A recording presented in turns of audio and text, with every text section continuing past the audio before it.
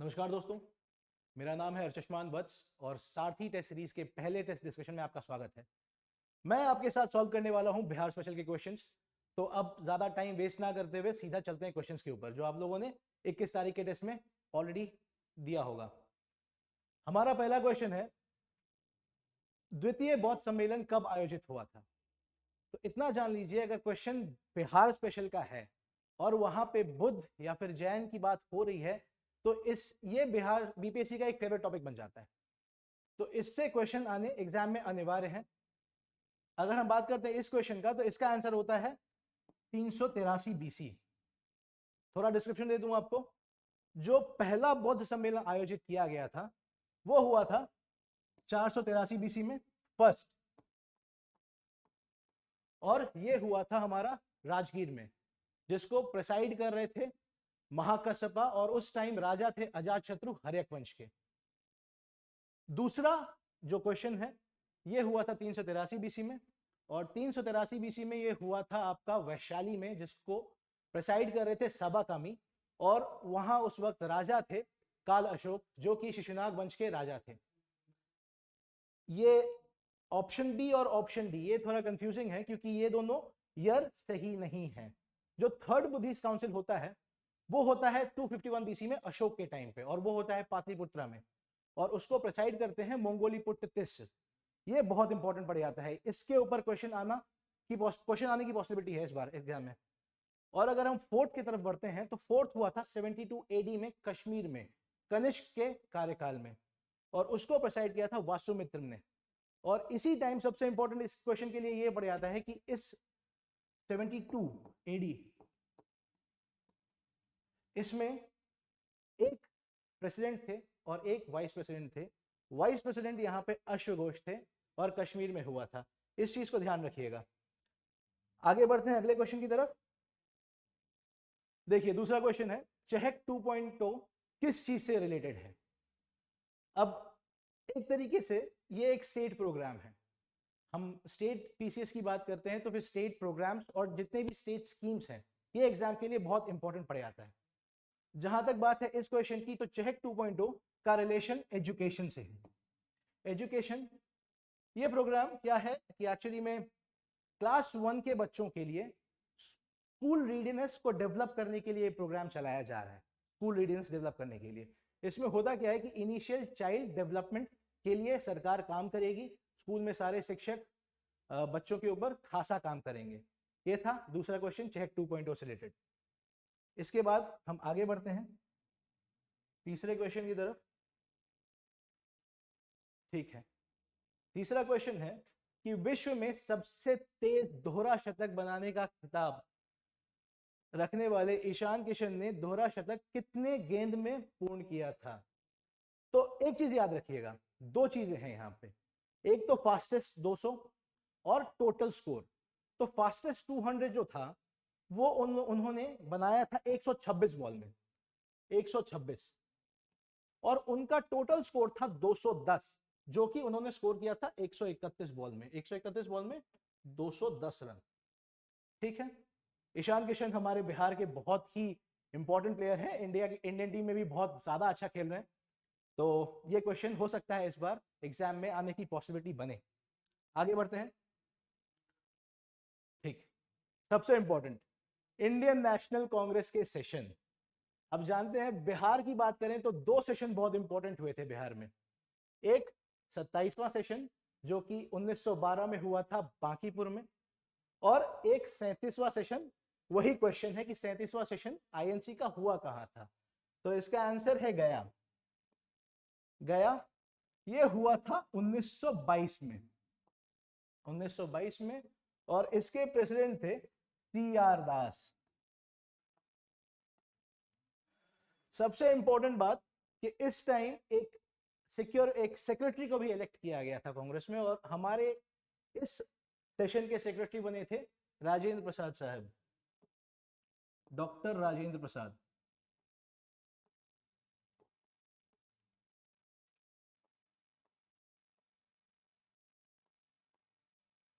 और इसी के बाद ऑल इंडिया कांग्रेस कमेटी के ऑफिस को शिफ्ट करके पटना कर दिया गया था, ये याद रखिएगा, ये याद रखिएगा। इसलिए कांग्रेस का ये सेशन बहुत इंपॉर्टेंट हो जाता है। और जो बांकीपुर वाला है वो भी बहुत इंपॉर्टेंट है, वो हुआ था 1912 में, बांकीपुर 1912, ठीक है। और इसको प्रेसाइड किया था RN मुधोलकर साहब ने।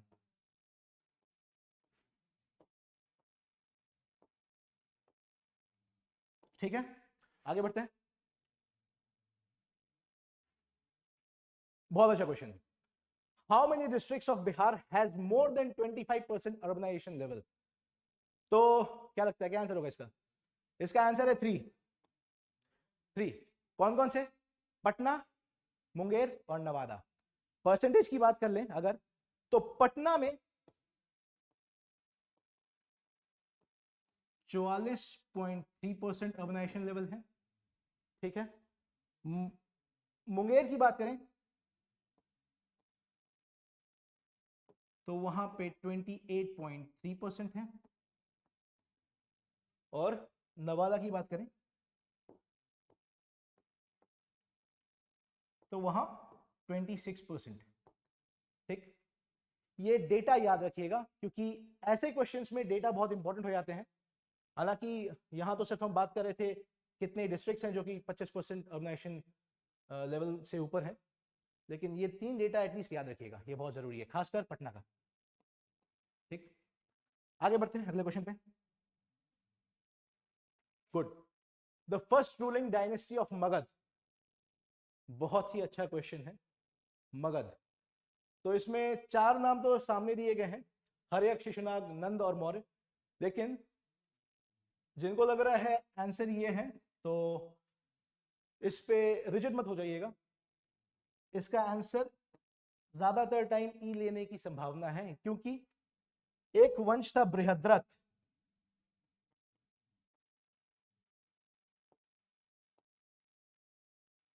नाम सुना होगा आपने बृहद्रथ। ये खुद एक राजा थे जिन्होंने बृहद्रथ वंश की स्थापना की थी। अब इस वंश के बारे में आप और क्या जान सकते हैं कि महाभारत की कहानी अगर आप लोगों ने सुनी है तो उसमें एक किरदार थे जरासंध, एक बहुत इंपॉर्टेंट व्यक्ति थे जो कि मगध के राजा हुआ करते थे उस टाइम। उन वो बृहद्रथ वंश से ही रिश्ता रखते थे, वो बृहद्रथ वंश के ही एक राजा हुआ करते थे, तो बृहद्रथ इसका आंसर होगा।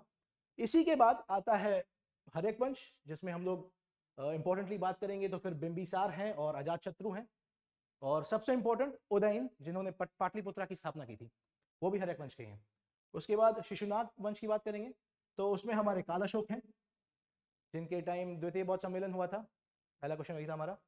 और उसके बाद नंद वंश, नंद वंश में 2 नाम बहुत इंपॉर्टेंट है, एक महापद्मनंद और एक धनानंद का। चाणक्य भी इसी टाइम से राइज करते हैं, ठीक है। और सबसे इंपॉर्टेंट बात नंद वंश से रिलेटेड ये है कि अलेक्जेंडर यानी सिकंदर का इन्वेजन इसी टाइम हुआ था जब नंदवंश राज कर रही थी मगध पे, अलेक्जेंडर का इन्वेजन।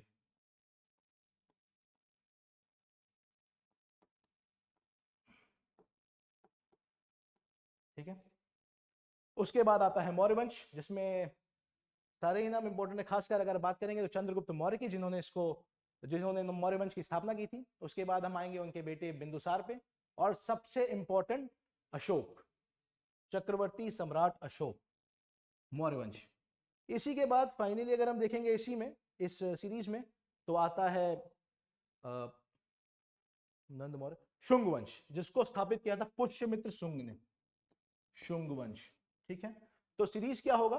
सीरीज होगा अगर हम बात करें तो पहले बृहद्रथ, फिर हर्यक नंबर 2, नंबर 3 पे शिशुनाग, नंबर 4 पे नंदवंश, नंबर 4 पे मौर्य, और नंबर 5 पे सॉरी नंबर 5 पे मौर्य,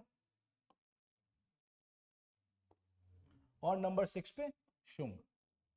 ठीक, याद रखिएगा, ये सीरीज याद रखिएगा, सीरीज याद रखना बहुत ज्यादा जरूरी है। आगे बढ़ते हैं। Good question. Which district has the lowest literacy rate in Bihar? तो 4 ऑप्शन सामने हैं, नवादा, रोहतास, अररिया, पूर्णिया।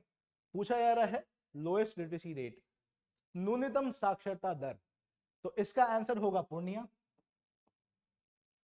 पूर्णिया का साक्षरता दर सबसे कम आया है सेंसस 2011 के अकॉर्डिंग, ये है 51.08%। ये ओवरऑल साक्षरता है पूर्णिया का। अगर हम बात करेंगे हाईएस्ट कहां आता है, तो हाईएस्ट आता है रोहतास। रोहतास का हाईएस्ट है 73.37%। और ओवरऑल अगर हम बात करेंगे बिहार का साक्षरता दर कितना है, तो वो टोटल में हो जाएगा 61.80%। एच बिहार। ठीक, तो इससे रिलेटेड कुछ और चीजें हैं जो आपको ध्यान रखनी चाहिए, जैसे कि ये साक्षरता दर हो गया, हाईएस्ट और लोएस्ट कहाँ है। इसमें इंपॉर्टेंट जानना है कि मेल साक्षरता दर और फीमेल लिटरेसी रेट हाईएस्ट और लोएस्ट कहाँ है, पटना का खासकर कितना है। इन चीजों पे ध्यान रखिएगा। ये आंकड़े हैं, ये आंकड़े डायरेक्टली किसी भी एग्जाम में पूछे जा सकते हैं। आगे बढ़ते हैं अगले क्वेश्चन की तरफ। Rank of Bihar in India innovation index. अगर हम बात करते हैं इंडिया इनोवेशन इंडेक्स की, तो सबसे इंपॉर्टेंट होता है कि ये जारी कौन करता है। जारी किया जाता है नीति आयोग द्वारा।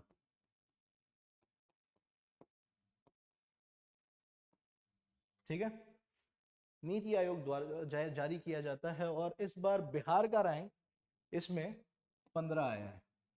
तो ये याद रखिएगा, बिहार का रैंक इंडिया इनोवेशन इंडेक्स में 15 है, नीति आयोग द्वारा जारी किया जाता है। बस इसके आगे बढ़ते हैं हम लोग। Whom did Sikandar Lodi appoint as the administrator of Bihar. ठीक है, तो हिस्ट्री को हम सब जान रहे हैं कि 3 भाग में बांटा गया है, एंशिएंट, मिडिवल, मॉडर्न। ये सेक्शन हो जाता है मिडिवल इंडिया का। मिडिवल इंडिया में दिल्ली सल्तनत की आखिरी डायनेस्टी लोदी वंश, जिसके एक इंपॉर्टेंट एम्परर थे सिकंदर लोदी। ठीक है, उन्होंने अपॉइंट किया था दरिया खान नुहानी को बिहार का एडमिनिस्ट्रेटर, बिहार का सूबेदार कह सकते हैं आप सिंपल भाषा में। इसी के बाद आते हैं हमारे बहार खान नुहानी, जो इनके बेटे हुआ करते थे। और फरीद खान तो आप जान रहे हैं, फरीद खान शेरशाह का नाम है।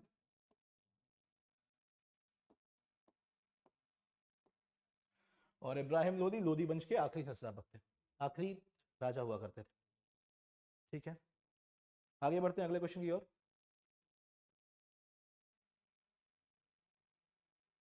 किसके हटने के बाद राजा शिताब राय को बिहार का नायब नाजिम नियुक्त किया गया था।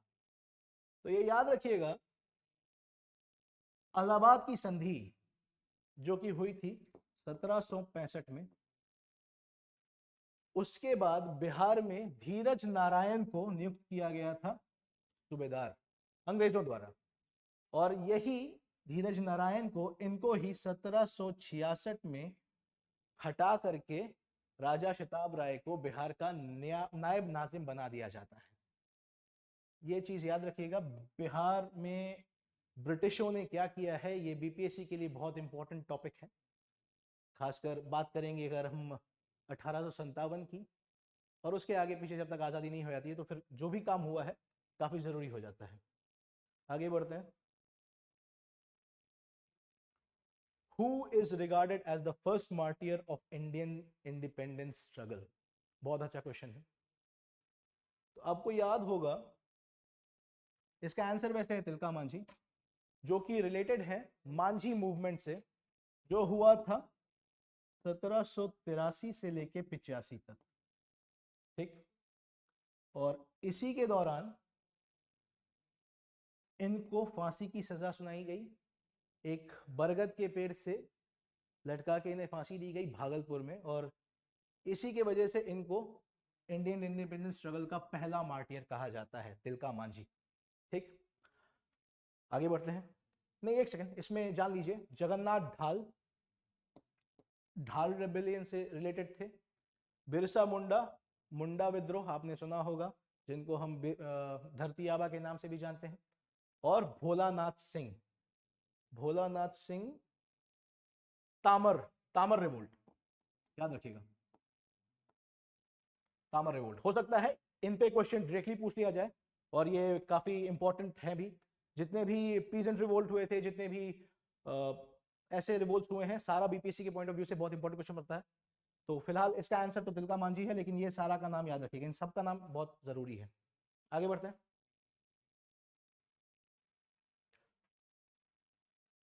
When was Khudiram Bose hanged for the tried assassination of Mr. Kingsford, resulting in death of 2 European ladies? याद रखिएगा 30 अप्रैल 30 अप्रैल को खुदीराम बोस और इनके साथी प्रफुल्ल चाकी ने किंग्सफोर्ड इनको इनकी हत्या के षड्यंत्र में एक बॉम्ब फेंका था मुजफ्फरपुर में। ये तो बच गए, लेकिन इनके साथ इस दौरान 2 यूरोपियन महिलाओं का निधन हो गया। और प्रफुल्ल चाकी ने खुद को गोली मार ली थी, सुसाइड किया था, और खुदीराम बोस को पकड़ लिया गया था और उनको फांसी की सजा हुई थी। ये फांसी इनको करार की गई है 11 अगस्त 1908। डेट याद रखिएगा। ठीक, आगे बढ़ते हैं।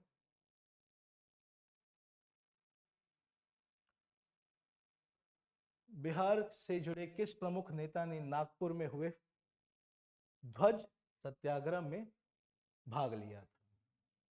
तो सारे नाम से आप लोग बहुत अच्छे से वाकिफ होंगे, लेकिन इसका आंसर है डॉक्टर राजेंद्र प्रसाद। ठीक है, नागपुर में हुआ था ये ध्वज सत्याग्रह, और इन्होंने 1924 में और यहां से ये पार्टिसिपेट करने गए थे। श्री कृष्ण सिंह के बारे में आप जान रहे हैं, हमारे पहले चीफ मिनिस्टर थे। बाकी सबके बारे में आप जान ही रहे हैं। आगे बढ़ते हैं। बिहार कॉलेज ऑफ इंजीनियरिंग की स्थापना कब की गई? ठीक है, डायरेक्ट क्वेश्चन है और ऐसे क्वेश्चन डायरेक्टली आ सकते हैं एग्जाम में। याद रखिएगा 1886। ठीक है, बस कहां हुआ था? तो पटना में। Bihar college of engineering 1886 Patna में। अगला क्वेश्चन, झिझिया डांस किस के कहानी पे आधारित है? झिझिया डांस ये भोजपुर में काफी प्रचलित है और ये आधारित है राजा चित्रसेन की कहानियों पे। राजा चित्रसेन सेन वंश के एक बहुत महत्वपूर्ण राजा थे और उन्हीं की कहानी पे झिझिया डांस फॉर्म ये परफॉर्म किया जाता है बिहार के बहुत सारे क्षेत्र में, खासकर भोजपुर में बहुत इंपॉर्टेंट हो जाता है ये। आगे बढ़ते हैं। बजट 2022-23 के अकॉर्डिंग बिहार का प्रोजेक्टेड जीएसडीपी ग्रोथ कितना होगा? तो ये याद ही रखिएगा 7,45,310 करोड़ ये हमारा प्रोजेक्टेड जीएसडीपी ग्रोथ है। बजट काफी इंपॉर्टेंट सेक्शन है। इकोनॉमिक सर्वे पिछले साल का और सेंसस, ये 3 चीज कंप्लीटली फैक्ट्स पे बेस्ड है और क्वेश्चंस इससे डायरेक्ट आते हैं। करीब करीब जितना भी आज तक देखा गया है 4 से 5 क्वेश्चन इन 3 टॉपिक से होता ही होता है एग्जाम में, तो इस पे मुख्यतः फोकस कीजिएगा। और आंकड़े याद रहने चाहिए, आंकड़े भूलिएगा मत, बिल्कुल मत भूलिएगा। आगे बढ़ते हैं। अवसर बढ़े आगे पढ़े इनिशिएटिव के दौरान हर एक डिस्ट्रिक्ट में कितने इंजीनियरिंग कॉलेज खोले जाएंगे? आपको पहले भी बता चुका हूं मैं कि जितने भी गवर्नमेंट प्रोग्राम्स हैं और स्कीम्स हैं इस पे क्वेश्चन आने हैं। तो फिलहाल इसकी बात करें अगर अवसर बढ़े आगे पढ़े इनिशिएटिव के अंदर, तो इसमें हर एक डिस्ट्रिक्ट में एक इंजीनियरिंग कॉलेज खोलने की बात हो चुकी है। ठीक है, आगे बढ़ते हैं। रिवर सिस्टम बिहार, हम सब जान रहे हैं गंगा ऐसी नदी है जो बिहार को बीचों बीच 2 भाग में बांटती है। ठीक है, गंगा करीब करीब 483 किलोमीटर तक बिहार में फ्लो करती है। अब यहां पे क्वेश्चन ये है कि निम्नलिखित में से किस नदी को तिकराहना नाम से जाना जाता है? तो इसका आंसर है बूढ़ी गंडक को। काफी लोगों ने क्वेश्चन उठाया था कि ये मींस इसका आंसर लोग नहीं दे पा रहे थे, लेकिन अब याद रखिएगा बूढ़ी गंडक को सिकराहना नाम से जाना जाता है। एक और नदी है गंडक, इसको 2 नाम से जाना जाता है। 2 इंपॉर्टेंट नाम इसके और हैं, एक सदा नीरा दूसरा नारायणी।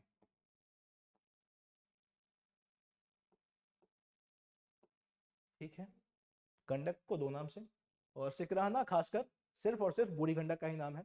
बूढ़ी गंडक की बात करें तो पश्चिमी चंपारण से ये निकलती है और 320 किलोमीटर तक बिहार में बहने के बाद आके गंगा में प्रवाहित हो जाती है। ये था बूढ़ी गंडक। अगला क्वेश्चन पे आते हैं। Which district in Bihar has the highest concentration of terai soil? अब तेराई क्षेत्र का हाईएस्ट कंसंट्रेशन किस जगह है, क्वेश्चन ये है। तो इस पे कंफ्यूज मत होइएगा, है तो हर जगह ही फैला हुआ। होता क्या है ना कि तेराई क्षेत्र पश्चिमी चंपारण से लेके किशनगंज तक,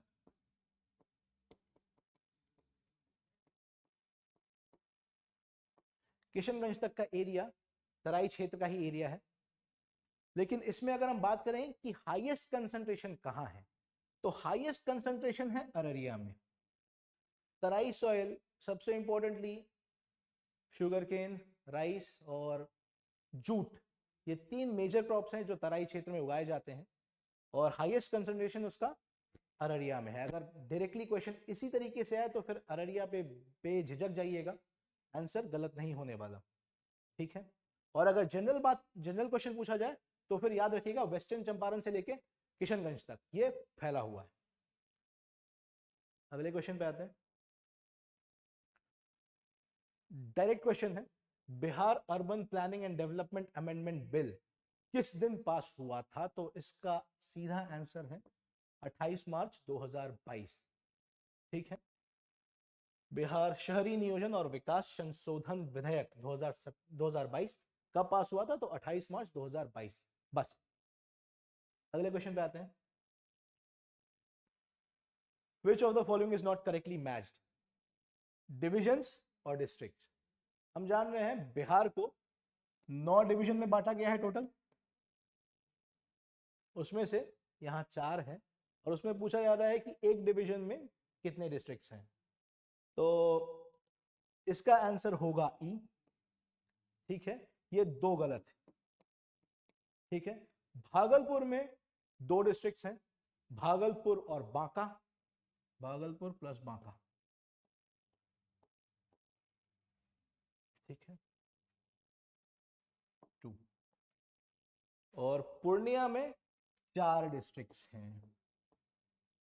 कौन कौन? एक तो पूर्णिया खुद हो गया, इसके साथ 3 और जो जुड़ते हैं वो हो गया आपका कटिहार, अररिया और किशनगंज। कटिहार प्लस अररिया,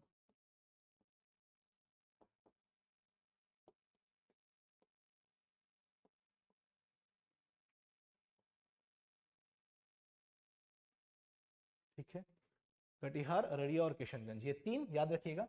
तो ये दोनों सही सुमेलित नहीं है। बस बाकी खासकर इसमें इंपॉर्टेंट चीज बता दूं, जितने भी डिविजन्स हैं उसमें जो जो डिस्ट्रिक्ट आते हैं ये नाम रटे हुए होने चाहिए बिल्कुल। डायरेक्ट क्वेश्चन पूछा जाएगा, हो सकता है ये पूछ दिया जाए कि इसमें ये डिस्ट्रिक्ट आता है या नहीं, तो वहां पे अगर आप हल्का सा भी कंफ्यूज होते हैं हो सकता है आंसर गलत कर बैठे, तो इस पे ध्यान रखिएगा। आगे बढ़ते हैं। The other side of the shield, ये किन्होंने लिखा है?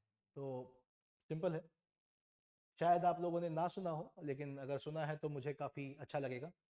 स्वामी सहजानंद सरस्वती का है ये लिखा हुआ। स्वामी सहजानंद सरस्वती किसान सभा के बहुत इंपॉर्टेंट मेंबर थे। पहला किसान सभा, ऑल इंडिया किसान सभा जब भी आयोजित हुई थी लखनऊ में, तो उसके प्रेसिडेंट भी स्वामी सहजानंद सरस्वती को ही बनाया गया था। ठीक है, याद रखिएगा। स्वामी सहजानंद सरस्वती किसान नेता थे एक तरीके से, और बिहार से काफी ज्यादा जुड़े हुए हैं। इनका आश्रम यहाँ बीटा में ही है, पटना के पास, और इसलिए ये एक बहुत इंपॉर्टेंट पर्सनैलिटी बन जाते हैं। इनके बारे में जितनी भी जानकारी हो कम है, ले लीजिएगा, एग्जाम में इसके ऊपर क्वेश्चन बनना अनिवार्य है। ठीक, what can be the maximum number of members in a state legislative assembly? विधानसभा में मैक्सिमम कितनी सीटें हो सकती हैं? डायरेक्ट क्वेश्चन है, डायरेक्ट आंसर जाएगा 500। डिलिमिटेशन कमीशन ने अभी तक 500 इसके आंकड़े फिक्स किए हैं, हो सकता है इसमें कुछ चेंजेस आए तो आपको बता दिया जाएगा। अगले क्वेश्चन पे आते हैं, गोमुख कुंड कहां स्थित है? ठीक, तो ये सारा डायरेक्ट क्वेश्चन है बिहार ज्योग्राफी का। ठीक है, रिवर सिस्टम, जितने भी हॉट स्प्रिंग्स हैं या फिर जितने भी वाटरफॉल्स हैं, ये कहां पे कौन सा है, याद रखिएगा, इस पे क्वेश्चन आता ही है, हमेशा हम लोग देखते आ रहे हैं। फिलहाल इसका आंसर है मुंगेर। गोमुख कुंड ही नहीं, साथ में कुछ और नाम याद रख लीजिए, ऋषि कुंड, सीता कुंड, ये सब मुंगेर में है। तो जितने भी स्पिरिचुअल नाम आपको लग रहे हों, कोशिश करिएगा, ध्यान दीजिएगा एक बार इस चीज पे। तो एक तरीके से सीता कुंड, ऋषि कुंड, गोमुख कुंड सारे स्पिरिचुअल हैं और ये सब मुंगेर में ही पाए जाते हैं, याद रखिएगा। ठीक है, अगले क्वेश्चन की ओर बढ़ते हैं। मैग्नेटाइट डिपॉजिट्स बिहार के किस डिस्ट्रिक्ट में पाया जाता है? मैग्नेटाइट, मैग्नेटाइट आयरन का ओर है, ठीक, और सबसे ज्यादा डिपॉजिट मैग्नेटाइट का जमुई में है। जितने भी मिनरल डिपॉजिट्स हैं इंडियन ज्योग्राफी के प्रोस्पेक्टिव में भी या बिहार ज्योग्राफी के प्रोस्पेक्टिव में भी ये बहुत इंपॉर्टेंट हो जाता है, क्योंकि इसी के आसपास इंडस्ट्रीज डेवलप होती हैं जहां भी डिपॉजिट्स पाए जाते हैं मिनरल्स के। तो इसलिए इन चीजों को ढंग से पढ़ के जाइएगा, उम्मीद करूंगा एग्जाम में इन चीजों में गलती ना हो। आगे बढ़ते हैं। After how many years of penance did Vardhaman attain Kaivalya? Initially ये बता दिया था अगर बुद्ध और जैन से क्वेश्चन हो तो वो गलत नहीं होना चाहिए हमसे। इसका सिंपल सा रीजन है कि बुद्ध और जैन, बुद्ध और वर्धमान जितने भी हैं, ये दोनों धर्म बिहार से ही जुड़े हुए हैं और इनका इनिशियल ग्रोथ बिहार से ही शुरू हुआ था। ठीक है, तो यहां पूछा जा रहा है कि वर्धमान को कितने साल की तपस्या के बाद कैवल्य की प्राप्ति हुई? कैवल्य, कैवल्य का मतलब होता है perfect knowledge.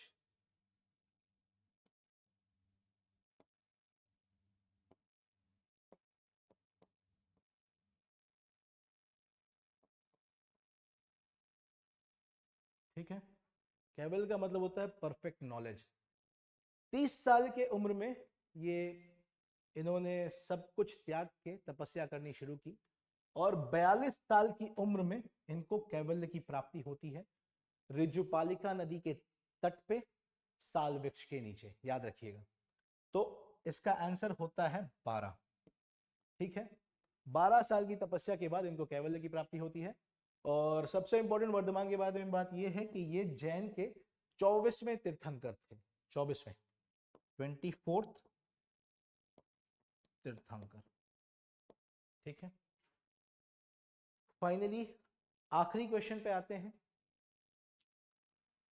Who was the ambassador to Bindusara court? 4 नाम दिए गए हैं, डियोडोरस, दिमाकस, डेरियस और हीलियोडोरस। चारों नाम काफी इंपॉर्टेंट हैं, याद रखिएगा। अगर हम बात करते हैं एंशिएंट इंडिया में तो ये सारे एम्बेसडर्स थे। ठीक है, एक तरीके किसी ना किसी तरीके के राजदूत थे जो किसी ना किसी राजवंश में आए हुए हैं। ठीक है, फिलहाल यहां ये आंसर होता है डिमाकस। सीरिया के एक राजा हुआ करते थे सेल्यूसिड डायनेस्टी के, जिनका नाम था एंटियोकस I, एंटियोकस प्रथम। उन्होंने डिमाकस को बिंदुसार के कोर्ट में एज एम्बेसडर भेजा था। ठीक है, फिलहाल के लिए इतना ही। ठीक है, उम्मीद है आप लोगों के डाउट सॉल्व हुए होंगे, आप लोगों को टेस्ट देने में अच्छा लगा होगा। जल्दी ही अगले डिस्कशन में मिलेंगे, तब तक के लिए धन्यवाद।